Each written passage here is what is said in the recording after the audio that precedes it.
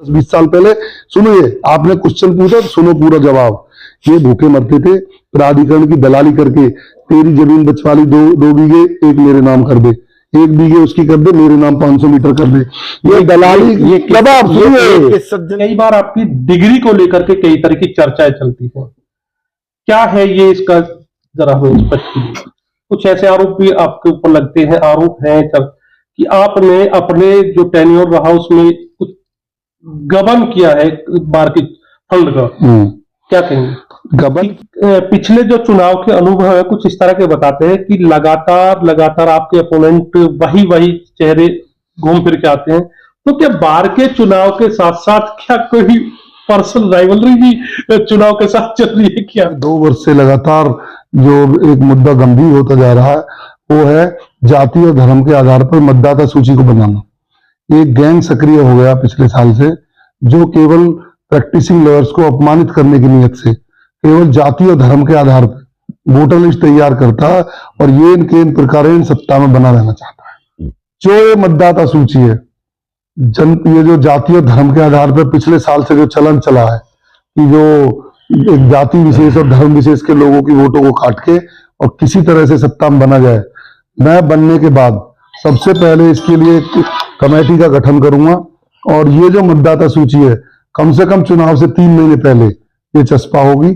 सबसे इसमें किसी भी हर जाति और धर्म का ध्यान रखते हुए जो प्रैक्टिसिंग लॉयर्स हैं उनका किसी तरह से भी अपमानित नहीं हो, ये मैं मेक श्योर करूंगा। जैसे पिछले 2 वर्ष से लगातार प्रैक्टिसिंग लॉयर्स की वोट काट के उनको अपमानित किया जा रहा है, इस बार भी किया गया है। वही गैंग है, पिछले साल वाली जो कार्यकारिणी और अब जो वर्तमान कार्यकारिणी है, मिलके इनका सिर्फ एक ही मुद्दा है कि केवल प्रैक्टिसिंग वकीलों की वोट काट दो, नॉन प्रैक्टिस लोगों को घुसा के और सत्ता में बने रहना। तो पिछले साल वाले ने ताकत लगाई, इसके लिए वोट बनी, जो मेरे सामने एक लड़ रहा उसमें भी वो सफल नहीं हुआ, वोटर लिस्ट उसके लिए बनाई और हारा। ऐसा है, जो डिग्री पे क्वेश्चन करते हैं ना वो लोग, कोई तो कंडक्टर रहा, कोई ड्राइवर रहा। मैं तो हाई स्कूल में फर्स्ट क्लास की टेक्निकल का एग्जाम दिया, एयरफोर्स में चला गया।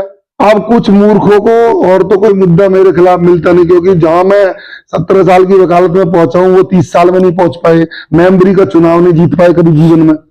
वो लोग एलिगेशन लगाते हैं, अरे 18 साल से तुम्हारी छाती पे मैं मूंग दल रहा हूं, तुम्हारी हैसियत और औकात है कहीं से मेरी डिग्री पे क्वेश्चन तुम कर दो? मैं तुम्हें कह दूं तुम किसी बारे में आप पे कोई एलिगेशन लगाऊं, 18 साल से 17 साल से वकालत में हूं, तो तुम मेरी डिग्री पे क्वेश्चन करते हो? मूर्खों, इनको ये पूछो मूर्खाधिराज हो कि कम से कम तुम्हारी हैसियत और औकात है तो डिग्री पे तुम इसे रद्द करा दो ना। तुम्हारे, मैं डिग्री यहां से लूंगा जाके तुम्हारे घर से। गबन किया है तो जो गबन किया तो इनको FIR लिखवानी चाहिए। इनको किसी ने रोका? इनके किसी ने तलवे चाटे? इनके हाथ में पेन है, कलम है, गबन किया तो 2-2, 3-3 अध्यक्ष रैली क्यों नहीं करवाया था? इनकी हैसियत और औकात मेरे साथ न दोस्ती की न दुश्मनी की। इनकी इतनी हैसियत है कि किसी तरह से ना तो मुझसे दुश्मनी करने की इनकी औकात, न इनकी औकात मुझसे दोस्ती की। मैं इनको सोच लो तो मैं असलियत में इनके ऊपर कभी जीवन में विचार ही ना किए है क्या। साथियों नमस्कार, मैं देवेंद्र शर्मा अपने वरिष्ठ साथी राजेश बैरागी के साथ आपका स्वागत करता हूँ। साथियों, गौतम नगर बार एसोसिएशन का अध्यक्ष का चुनाव अपने चरम पर है। कुछ दिन बाद चुनाव होने हैं। इस चरण में हम आज चर्चा करेंगे जिला जो बार एसोसिएशन के अध्यक्ष के प्रबल दावेदार मनोज भाटी से। इस दौरान हम कुछ ज्वलंत मुद्दे और कुछ प्रासंगिक मुद्दों के साथ उनसे संवाद करेंगे। कुछ ऐसे पब्लिक डोमेन में उठ रहे सवालों से भी हम उनसे रूबरू होंगे। तो आइए चलिए शुरू करते हैं हमारा आज का साक्षात्कार। मनोज जी नमस्कार, आपका स्वागत है हमारे YouTube चैनल पंचायत 24 पर। आप किस लिए चुनाव लड़ रहे हैं? मैं चुनाव लड़ रहा हूं अपने अधिवक्ता हितों के लिए। जो मैं अधिवक्ताओं के लिए 24 घंटे कार्य कराता हूं, उनको पता है कि यही व्यक्ति एक ऐसा व्यक्ति है जो 24 घंटे हमारे बीच में रहता है और हमारे लिए निस्वार्थ होकर कार्य करेगा। मेरे प्रश्न को मैं जरा सा स्पष्ट कर दूं कि मुद्दे क्या हैं? मुद्दे डे टू डे के उसमें देखें तो सबसे बड़ा जो मुद्दा अब उभर के आया है पिछले तो कई सालों से, एक चैम्बर भी अधिवक्ताओं के चैम्बर्स का मुद्दा है लेकिन जो भी पिछले 2 वर्ष से लगातार जो एक मुद्दा गंभीर होता जा रहा है वो है जाति और धर्म के आधार पर मतदाता सूची को बनाना। एक गैंग सक्रिय हो गया पिछले साल से, जो केवल प्रैक्टिसिंग लॉयर्स को अपमानित करने की नीयत से केवल जाति और धर्म के आधार पर वोटर लिस्ट तैयार करता है और ये इनके इन प्रकार सत्ता में बना रहना चाहता है। तो चुनाव यदि आप जीतते हैं, पहली बात तो ये बताइए कि चुनाव जीत रहे हैं क्या आप? देखो, मैं 3 चुनाव लड़ा हूं, 2 चुनाव में जीता हूं, सबको पता है। पिछले साल का चुनाव किसी कारण से ये कह सकते हो या सब चीज के सब चुनाव हारना जीतना सब किस्मत का खेल है। काफी अच्छा चुनाव लड़ा। जो मेरे विरोधी, राजनीतिक विरोधी सोचते थे 100 वोट क्रॉस ना करेगा, 458 वोट प्राप्त की थी। तो ऐसा नहीं है, मेरे साथी अधिवक्ताओं को मुझसे बहुत लगाव है और मेरे साथ हमेशा खड़े रहते हैं। तो प्राथमिकता पर क्या रहेगा? प्राथमिकता पे तो अब जो लग रहा है, सबसे प्राथमिक जो मुद्दा पिछले कई सालों से चला रहा, चैम्बरिंग अधिवक्ताओं के लिए चैम्बरों का निर्माण, जो कठिनाई, जो परेशानी, जो उसमें अड़चन आ रही है, उसको जनरल बॉडी करके सबकी सहमति से उस मुद्दे को आगे कैसा बढ़ाया जाए, सबसे पहला तो प्राथमिक मुद्दा ये है। दूसरा, जो ये मतदाता सूची है, ये जो जाति और धर्म के आधार पर पिछले साल से जो चलन चला है कि जो एक जाति विशेष और धर्म विशेष के लोगों की वोटों को काट के और किसी तरह से सत्ता में बना जाए, मैं बनने के बाद सबसे पहले इसके लिए एक कमेटी का गठन करूंगा और ये जो मतदाता सूची है, कम से कम चुनाव से 3 महीने पहले ये चस्पा होगी। सबसे इसमें किसी भी हर जाति और धर्म का ध्यान रखते हुए जो प्रैक्टिसिंग लॉयर्स हैं उनका किसी तरह से भी अपमानित नहीं हो, ये मैं मेक श्योर करूंगा। जैसे पिछले 2 वर्ष से लगातार प्रैक्टिसिंग लॉयर्स की वोट काट के उनको अपमानित किया जा रहा है, इस बार भी किया गया है।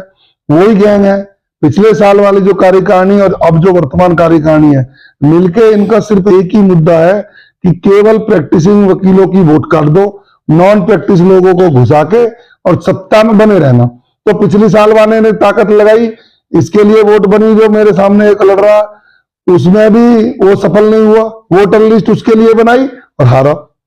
या क्या आप ये कहना चाह रहे हैं कि जो वर्तमान वोटर लिस्ट है वो त्रुटिपूर्ण है? तो क्या आप उसी के मतदाताओं से चुने जाने की तैयारी कर रहे हैं? मैं बता दूं आपको, जब जिसके साथ सम्मानित अधिवक्ता बहुमत में रहते हैं, ये कैसी मतदाता सूची बना लो। पूर्व में भी जो मैं चुनाव जीता था, वो मतदाता सूची भी मेरे बिल्कुल विपरीत थी। उसके बाद भी मैं भारी बहुमत से चुनाव जीता था। अच्छा, आप कह रहे हैं कि पूर्व में आप चुनाव जीते थे, पूर्व के आपके कार्यकाल की कुछ उपलब्धियां बताइए। पूर्व के कार्यकाल की उपलब्धि आपको बता दूं, इतना दुर्भाग्यवश था कि जैसे ही मैं अध्यक्ष चुना गया, 1.5 महीने बाद ही कोविड शुरू हो गया। पूरे कार्यकाल में 12 महीने में 7 महीने तो कोर्ट ही बंद रही, सब कुछ ऑनलाइन चला, सब कुछ रिकॉर्ड पे। ऐसे तो है नहीं कोई मैं वैसी बात कर रहा हूं। 18 मार्च से लेकर 3 अगस्त तक बिल्कुल कोर्ट ठप, कुछ काम नहीं हुआ, लॉकडाउन था। तो कोई और होता तो जुगाड़बाजी करके बोल दो चुनाव ही ना करो। मैंने समय से चुनाव कराया, 7 महीने कचहरी बंद होने के बाद भी मैंने चुनाव कराया। तो कुछ कोविड के, ये तो प्राकृतिक आपदा थी, ऐसा कोई चांस नहीं मिला। हाँ, अधिवक्ता साथियों की मैंने आर्थिक मदद की, सबको पता है एक एक व्यक्ति को। जब कोविड में लॉकडाउन था, बहुत ऐसे हमारे अधिवक्ता साथी थे, बहुत तरह की दिक्कत आई, उनको व्यक्तिगत रूप से, बाहर से नहीं, व्यक्तिगत रूप से उनकी मैंने आर्थिक मदद की। सब जानते हैं, सबको पता है। एक मैं सिंगल ऐसा एडवोकेट था जिसने आर्थिक रूप से सैकड़ों अधिवक्ताओं की मदद की। अच्छा, आपने अधिवक्ताओं की मदद की बात की मनोज जी, इसी सिलसिले में मेरा एक सवाल है, क्योंकि बार के जो अधिवक्ता है उनमें बहुत बड़ी संख्या न्यू कमर्स अधिवक्ताओं की है, जिनकी प्रैक्टिस प्रारंभिक चरण में है। प्रारंभिक चरण के अधिवक्ता कई तरह की समस्याओं से जूझते हैं, पारिवारिक, आर्थिक और कई तरह की। इन लोगों के लिए क्या आपके एजेंडे में कुछ प्रावधान है, कुछ उनके वेलफेयर के लिए है? यदि आप चुनाव जीतते हैं तो उनको आप क्या आप योजना बनाकर चल रहे हैं इस बारे में? देखो, ये जो बाहर का चुनाव है और नए युवा अधिवक्ताओं की बात करें, हम भी रहे हैं, ये एक इतना संघर्षपूर्ण पेशा है। इसमें कभी भी कोई चीज ऐसे नहीं आती कि आसमान से टपक जाती है। कोई भी बिजनेस करो, आप दुकानदारी करो, कोई भी काम करो, उसमें संघर्ष तो सब में ही है। बताओ किसमें नहीं है? वकालत भी एक सबसे संघर्षपूर्ण पेशा है। ये ऐसे नहीं है जैसे दिखता भात से बहुत चमकीला है। इसमें इतना संघर्ष है, हम लोगों ने भी संघर्ष किया है। इसमें लगातार जो भी युवा अधिवक्ता आते हैं, हम भी रहे हैं 7-8 साल, हमने भी संघर्ष करा, सब लोग संघर्ष करते हैं और अपने दम पे निखर के आते हैं। ऐसी योजनाएं जो बाहर स्तर से युवा अधिवक्ताओं के लिए पर्सनली कोई योजना, ना तो ऐसा कोई बजट होता है, ना किसी तरह का इसमें किसी तरह का कोई प्रावधान होता है। हाँ, युवा अधिवक्ताओं के लिए बार काउंसिल से 5,000 रुपए की कोई धनराशि होती है, उसको करवाते हैं जो लोग, मतलब उसमें दिलाने में मदद करते हैं। बाकी ऐसी कोई योजना ना बार एसोसिएशन स्तर पे ना बार काउंसिल स्तर पे ऐसी होती है कि आप लंबी लंबी तो कुछ भी फेंक दो। कोई भी युवा जो आते हैं उनको खुद ही संघर्ष करना होता है, खुद ही योगी जाते हैं। सरकार ने शायद ऐसी एक योजना बनाई थी कि जो युवा अधिवक्ता हैं उनको कुछ मंथली सहायता दी जाएगी। मंथली नहीं है, वो 5,000 रुपए की वन टाइम सहायता है। अच्छा, वन वन टाइम है। जो भी नए अधिवक्ता उनको बुक्स के लिए 5,000 रुपए की वन टाइम सहायता मिलेगी। कुछ बाद में फिर आया कि 5,000 रुपए 2 साल तक मिलेंगे नए अधिवक्ताओं को। तो ऐसी कोई आज की डेट में आप जहां रह रहे हो एनसीआर में 5,000 रुपए 4,000 रुपए की कोई कीमत है? आप बताइए। 20-20 हजार रुपए तो रेंट पे जो कोई रह रहा है तो उसमें बड़ी दिक्कत है। लेकिन पिछले कई सालों से अधिवक्ताओं के लिए आवास की और इसकी समस्याएं, पहले प्राधिकरण से सोसाइटी अलॉट हो जाती थी सब चीजें।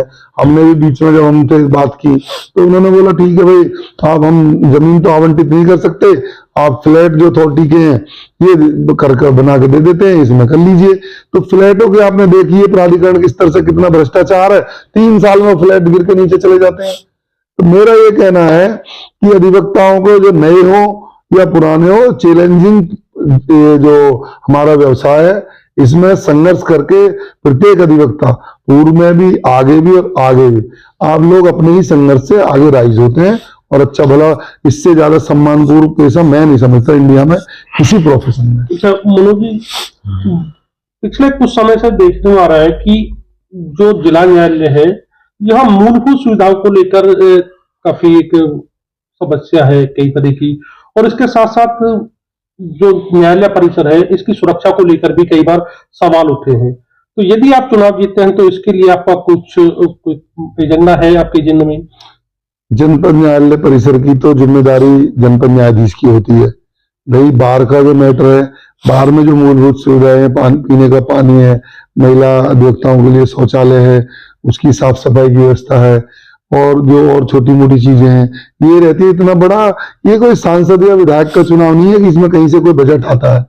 जो आता है एम्प्लॉय भी रहते हैं, सारी चीजें हैं, उसे देख के वो सारा इतना बड़ा वो नहीं है कि आप किसी को 10-20 हजार रुपए अधिवक्ता साथी को महीने में दे दें या कुछ हर महीने देते रहें। ऐसा कोई बजट इसमें है नहीं। ये केवल ये है कि कोई अधिवक्ता साथियों पे कोई स्वास्थ्य की या किसी की कोई एक्सीडेंटल हो, कोई डेथ हो, तो उसके लिए बार ने बनाया हुआ है कि जो भी डेथ पे अभी 2.5 लाख रुपए मिलते हैं और बीमारी के लिए 25,000 रोज किसी बिजनेस देख के देते हैं। अच्छा, एक मुख्य प्रतिद्वंदी कौन है इस चुनाव में आपका? मुख्य प्रतिद्वंदी मेरे हिसाब से तो नहीं है। तो मैं चुनाव लड़ाऊं, मेरा तो जो रिजल्ट है वो 60% है। जो मेरे सामने लड़ रहे हैं उनका तो 0% है। कभी जीवन में कोई चुनाव नहीं जीते। मैं तो चुनाव 3 लड़ा हूं, 2 जीता हूं। पिछली साल किन्हीं कारणों से रहे होंगे, कुछ कमियां रही होंगी तो चुनाव हार गए। तो एडमिट करने में कोई मैं वो नहीं समझता। मुकाबले की बात कर रहे हो, मुकाबला मेरा तो 60% रिजल्ट है। 60 तो फर्स्ट डिवीजन होती है, 0% रिजल्ट वालों से मेरा मुकाबला है। अच्छा मनोज जी, जो बार का चुनाव है ये देखने में आ रहा है कि काफी इसमें खर्चा होता है, तो इसके पीछे क्या ये माना जाए कि जो एक आकर्षण इसका है उसका यह है कि इस पेशे में यदि अध्यक्ष जीतते हैं तो कई मामलों में मामले सेंट्रलाइज हो जाते हैं, क्या कहेंगे इस बारे में? देखो, सेंट्रलाइज की बात कर रहे हो, जहां तक कोई भी अध्यक्ष बने, इसमें सबसे ज्यादा जो मेरे हिसाब से तो इसमें सम्मान बहुत है। अध्यक्ष के पद का सम्मान जो हमारे माननीय सांसद हैं, माननीय विधायक हैं, उसके स्तर का सम्मान रहता है और ये सम्मान का पद है। पैसा तो इस जिले में मुझे लग रहा कि कमजोर से कमजोर व्यक्ति भी 2-4 करोड़ के मकान में रहते हैं। यहाँ पैसे की तो एनसीआर में कोई कमी है नहीं, जमीन लाखों रुपए मीटर बिक रही है, तो पैसे वैसे का तो ऐसा कोई ज्यादा मामला है नहीं। ये सम्मान का पद है और सम्मान के लिए लगा। क्या सांसद और विधायक के चुनाव की तरह इस चुनाव में भी कुछ वोटों के ठेकेदार हैं क्या?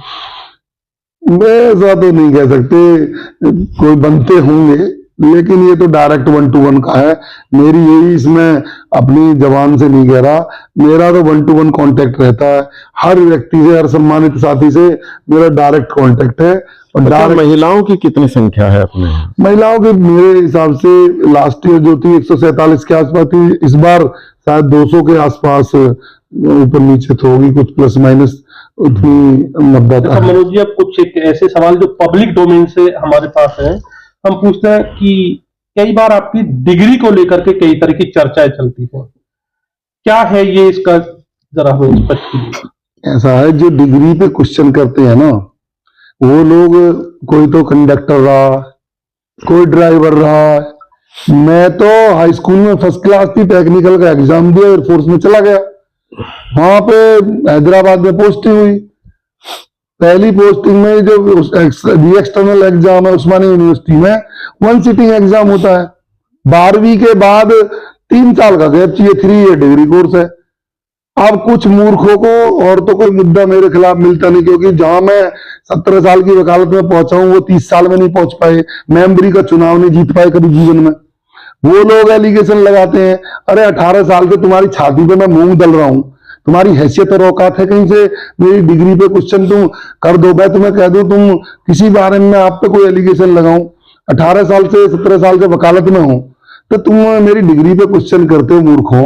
इनको ये पूछो मूर्खाधिराज हो कि कम से कम तुम्हारी हैसियत और औकात है तो डिग्री पे तुम इसे रद्द करा दो ना। तुम्हारे, मैं डिग्री यहां से लूंगा जाके तुम्हारे घर से, या यूनिवर्सिटी यूजीसी से मान्यता प्राप्त फर्दर डिग्री और एम्प्लॉयमेंट के लिए वैलिड डिग्री है, यूजीसी ने कह रखा, हाईकोर्ट ने कह रखा। एक गवारों से डिग्री की मैं परमिशन लूंगा या गवारों के यहाँ से इसकी इश्यू होगी? अच्छा, एक इसी कड़ी में एक और सवाल आता है कि कुछ ऐसे आरोप भी आपके ऊपर लगते हैं, आरोप हैं कि आपने अपने जो टेन्योर रहा उसमें कुछ गबन किया है बार की फंड का, क्या कहेंगे? गबन किया है तो जो गबन किया तो इनको एफआईआर लिखवानी चाहिए। इनको किसी ने रोका? इनके किसी ने तलवे चाटे? इनके हाथ में पेन है, कलम है, गबन किया तो 2-2, 3-3 अध्यक्ष रैली क्यों नहीं करवाया था? इनके मेरे खिलाफ कोई इन पे मुद्दा नहीं होता। उस गबन की बता दूं, 5 महीने पूरे साल में बाहर मतलब वकालतनामे देखे गए, 7 महीने कोविड में ऑनलाइन चली है सारी जो जितनी भी हुआ है। उसके बाद जो खाते में 12.5 लाख रुपए छोड़े हैं, ठीक है, अगली साल नया अध्यक्ष बनता है, कोई कोविड नहीं, कुछ नहीं है, 26.5 लाख रुपए वो जमा करता है, 39 लाख रुपए हैंड ओवर करता है अगले को।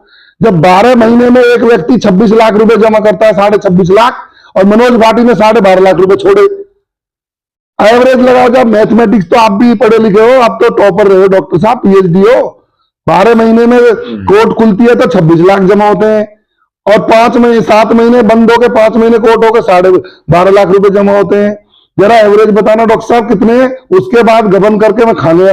अरे ये इन जो मेरे राजनीतिक विरोधी है, ये मेरे किसी तरह से लाखों की बात कर रहे हैं, वो करोड़ों का आरोप लगा रहे हैं। वही तो कह रहा हूँ, जो 1 करोड़ रुपया, वही तो कह रहा हूँ कि उसमें कोविड में 5 महीने में वो रिपोर्ट दर्ज न कराने की वजह ये बताते हैं कि ये वकीलों का इंटरनल मामला है। अच्छा, मैं बताता हूँ, आप बताओ साइकोलॉजिकली, मतलब आप तो लोग तो हमारे प्रबुद्ध समाज से हैं कि 7 महीने में कोर्ट बंद होने के बाद 5 महीने में ऐसा क्या वहां अमरूद या सोना डायमंड बिक गया कि 1 करोड़ रुपए आ गया, और अगली साल 1 साल फुल फ्लैज बार चलिए 26 लाख ही आया।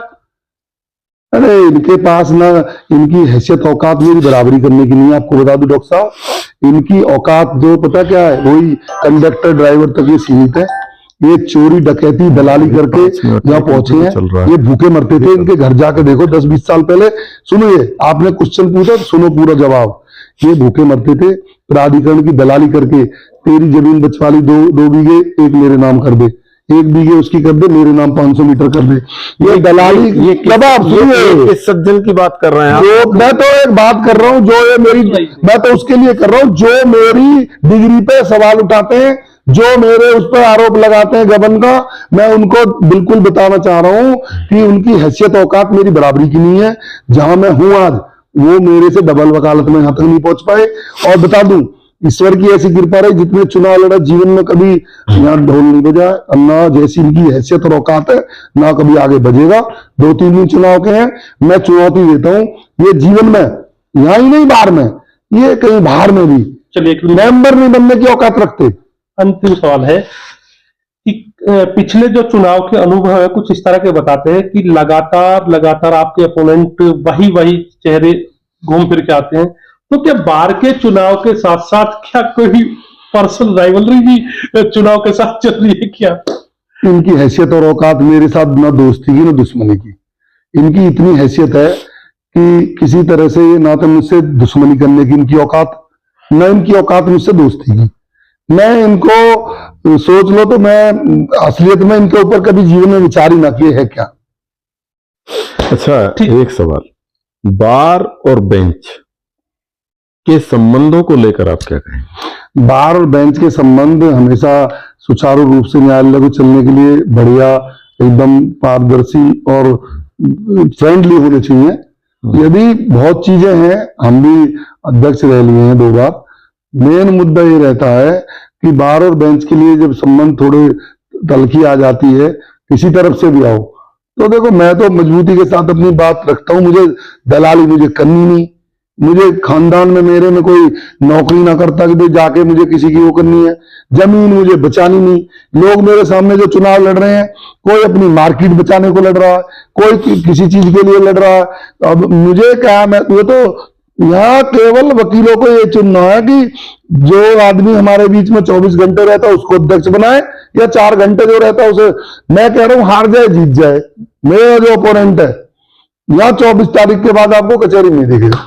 अच्छा भाई साहब, एक बात बड़ी बात है, पीड़ित को न्याय दिलाने में वकील और पुलिस दोनों की बड़ी अहम भूमिका होती है, लेकिन वर्तमान में जो अनुभव आ रहा है वो थोड़ा दोनों के बीच, दोनों वकील और पुलिस के बीच काफी तनावपूर्ण मतलब संबंध दिख रहे हैं, क्या कहेंगे इस बारे में? कोई तनावपूर्ण संबंध नहीं है। सब अपने, पुलिस का भी मेन मुद्दा ये है कि कई जगह पुलिस गलत होती है, वो अपने बाइज रहती है। अब मान लिया कोई अधिवक्ता के साथ कोई मैटर होता है तो वो ये मान के चलते हैं कि इसकी गलती है।